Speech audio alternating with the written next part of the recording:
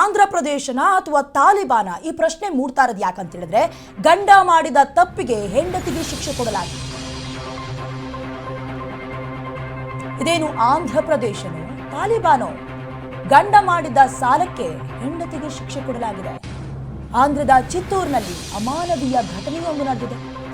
ಶ್ರೀಶಾ ಅನ್ನೋರನ್ನ ಮರಕ್ಕೆ ಕಟ್ಟಿ ಥಳಿಸಲಾಗಿದೆ. ಸಿಎಂ ನಾಯ್ಡು ಕ್ಷೇತ್ರದಲ್ಲೇ ದುರುಳರು ಹಾವಳಿ ಮಾಡಿರುವುದು, ಟಿಡಿಪಿ ಕಾರ್ಯಕರ್ತರ ರಕ್ಕಸ ರೂಪ ಅನಾವರಣವಾಗಿದೆ.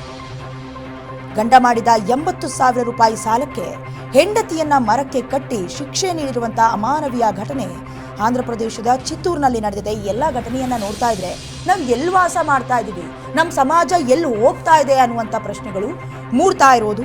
ಇನ್ನು ಆಂಧ್ರ ಪ್ರದೇಶದ ಚಿತ್ತೂರಿನಲ್ಲಿ ಈ ದುರ್ಘಟನೆ ನಡೆದಿರುವುದು.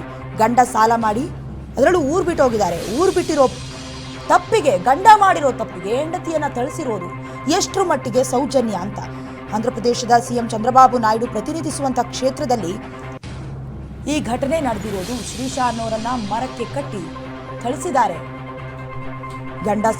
ಗಂಡ ಮಾಡಿದ ಸಾಲದ ಹಣ ವಾಪಸ್ ನೀಡಿಲ್ಲ ಅಂತ ಶ್ರೀಶಾ ಎಂಬ ಮಹಿಳೆಯನ್ನ ಮರಕ್ಕೆ ಕಟ್ಟಿ ಹಾಕಿದ್ದಾರೆ ದುರುಳರು. ಎಷ್ಟರ ಮಟ್ಟಿಗೆ ಹೆಣ್ಣು ಮಕ್ಕಳಿಗೆ ಸೇಫ್ ಅನ್ನೋದು, ಅದರಲ್ಲೂ ಕೂಡ ಚಂದ್ರಬಾಬು ನಾಯ್ಡು ಅವರು ಪ್ರತಿನಿಧಿಸುವಂತಹ ಕ್ಷೇತ್ರದಲ್ಲಿ ಈ ರೀತಿಯಾದಂತಹ ದುರ್ಘಟನೆ ಆದರೆ ಯಾರು ಹೇಳ್ತಾರೆ, ಯಾರು ಕೇಳ್ತಾರೆ?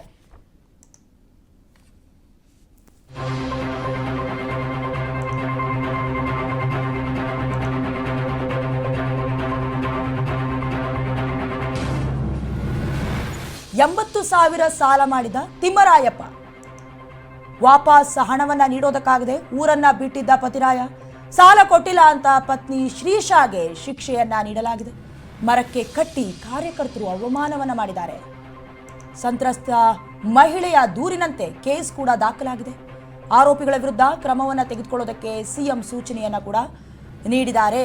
ಮುಖ್ಯವಾಗಿ ಆರೋಪಿಗಳ ಸ್ಥಾನದಲ್ಲಿ ಮುನಿಕಣ್ಣಪ್ಪ ಶ್ರೀಕಾಂತ್ ವಿರುದ್ಧ ಕ್ರಮವನ್ನ ಜರುಗಿಸಬೇಕು ಅಂತ ಆಂಧ್ರ ಸಿಎಂ ಈಗಾಗಲೇ ಸೂಚನೆ ನೀಡಿದ್ದಾರೆ.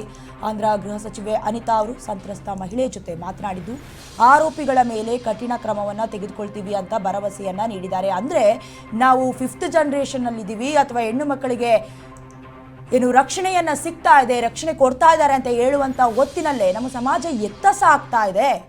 ಈಗಾಗಲೇ ಗಂಡ ಮಾಡಿರೋ ತಪ್ಪಿಗೆ, ಗಂಡ ಸಾಲ ಮಾಡು ಊರು ಬಿಟ್ಟು ಹೋಗಿರೋ ತಪ್ಪಿಗೆ ಪೊಲೀಸ್ ಸ್ಟೇಷನ್ ಇದೆ, ಅಲ್ಲಿ ಕೇಸನ್ನು ರಿಜಿಸ್ಟರ್ ಮಾಡಬೇಕಾಗತ್ತೆ. ಆದರೆ ಇಲ್ಲಿ ಯಾವ ರೀತಿಯ ಅಮಾನವೀಯ ನಡೆದಿದೆ, ಅಮಾನವೀಯತೆ ಎದ್ದು ಕಾಣಿಸ್ತಾ ಇದೆ. ನಾಚಿಕೆ ಆಗಬೇಕು.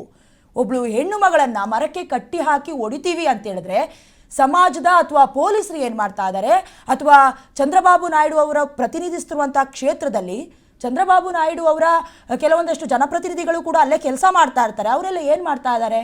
ಎಲ್ಲ ಸೈಲೆಂಟ್ ಆಗಿ ಯಾವ ವಿಚಾರ ಕೂತ್ಕೊಂಡಿದ್ದಾರೆ? ಅದು ಕೂಡ ಮಧ್ಯಮ ವರ್ಗದವರಿಗೆ ಈ ರೀತಿಯಾದಂಥ ಸಮಸ್ಯೆ ಆಗ್ತಿದೆ ಅಂತ ಹೇಳಿದ್ರೆ ಕಣ್ಣು ಮುಚ್ಚಿ ಕುಳಿತುಕೊಂಡಿರ್ತಾರಾ ಅನ್ನೋದು ಪ್ರಶ್ನೆ.